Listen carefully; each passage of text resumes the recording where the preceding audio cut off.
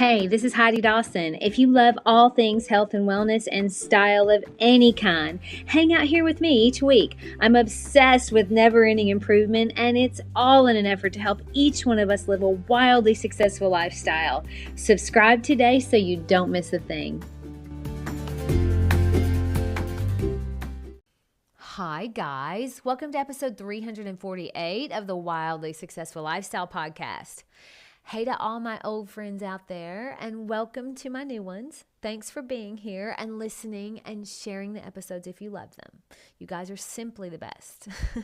Okay, sometimes in life we make a big decision and then we want to confirm that we made the right decision. So off we go to the internet and we Google other people who made that same decision just to get support. Now, here's the funny thing. Once we've made a decision, or if we know the decision that we really want to make, we're generally going to only search out articles that are favorable to that decision because we want confirmation that we're right. Now, sometimes we do it so much that we even get to the point where we're uncomfortable even reading the different opinion to ours. We like our viewpoint, thank you very much. We almost become intolerant to other ideas about it. But what is that doing to us? In episode 346, I talked about being a free thinker and told you I was going to talk about it again. It's so important. But when I was first pulling away from the religion of my family, I was really wanting to confirm somehow that I was making the right choice. I was a lot younger. But it wasn't good enough that I knew in my heart it was right. I felt like I needed support. Now, it did feel very right to me, but we like to have other people agree, don't we?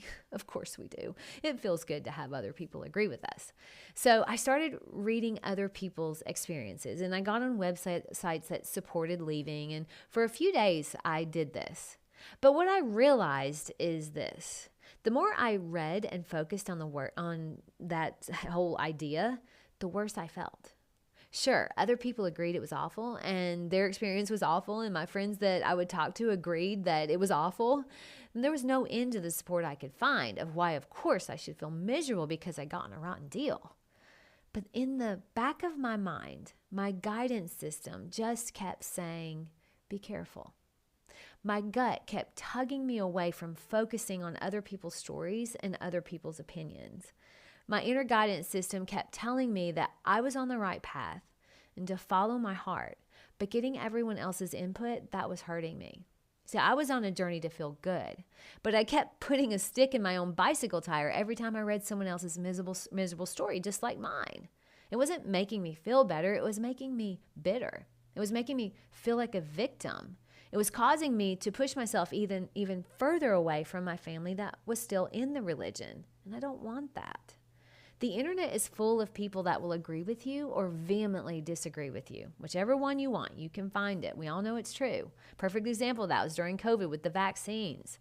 Whether you got it or not, half the country thought you were a murderer if you didn't take it, and the other half thought you were an idiot if you did.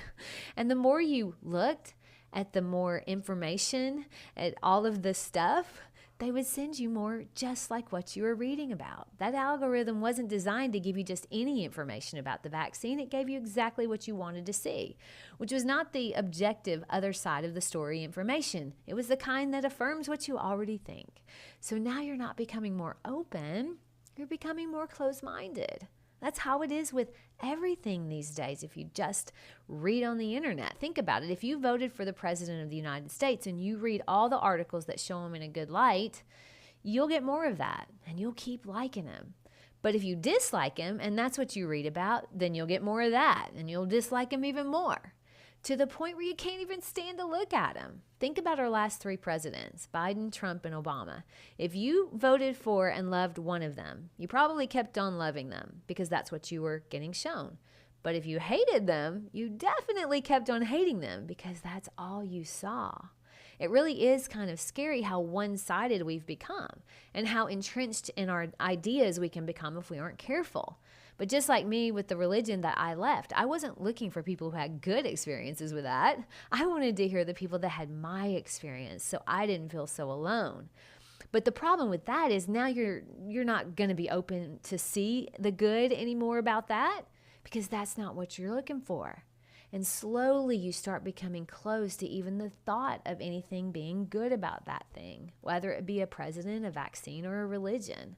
We aren't becoming more open with technology. We're actually becoming bitter and angry and entrenched in our beliefs. Those beliefs that may or may not even be our own beliefs. It may just be something we've read over and over and thought over and over, and so now we think it's our belief. That's why we have to be so careful when we go searching the internet. It isn't offering you the chance to learn something new. It's offering you the chance to reinforce what you already think, unless you're being intentional. If you haven't watched the movie The Social Dilemma, it is a must. It will disturb and enlighten you at the same time, I promise you that. But the internet and unbelievable amounts of information being available at our fingertips, that's not going anywhere. It's all been so new and fast changing that we've been kind of oblivious, I think, about what it's doing to us. I mean, we're becoming intolerant to ideas that are different from ours, and that is never good. So, we've had time to examine our new toy, the internet, and now we have to figure out how to use it so that it makes us better, not worse. My challenge to you today is to take one idea that you're convinced you're right about and search the internet for ideas that prove you wrong. You're going to be uncomfortable reading it at first. And then after a few articles, you might find yourself softening and going, okay, all right, I can see the other side. I don't really buy into it, but I now understand how they can get there. Trust me on this. It's going to be uncomfortable, but it is also going to be really, really freeing. You don't have to change your mind about it. Just notice how understanding the thought process of the different opinions softens you to it. And you can do this with anything. Share this with 3 open people. I love you guys. I'll talk to you in a few days. Don't forget to subscribe and share with your friends, because we're just going to keep going bigger and better places together, and I love that about us. Talk to you in a few days.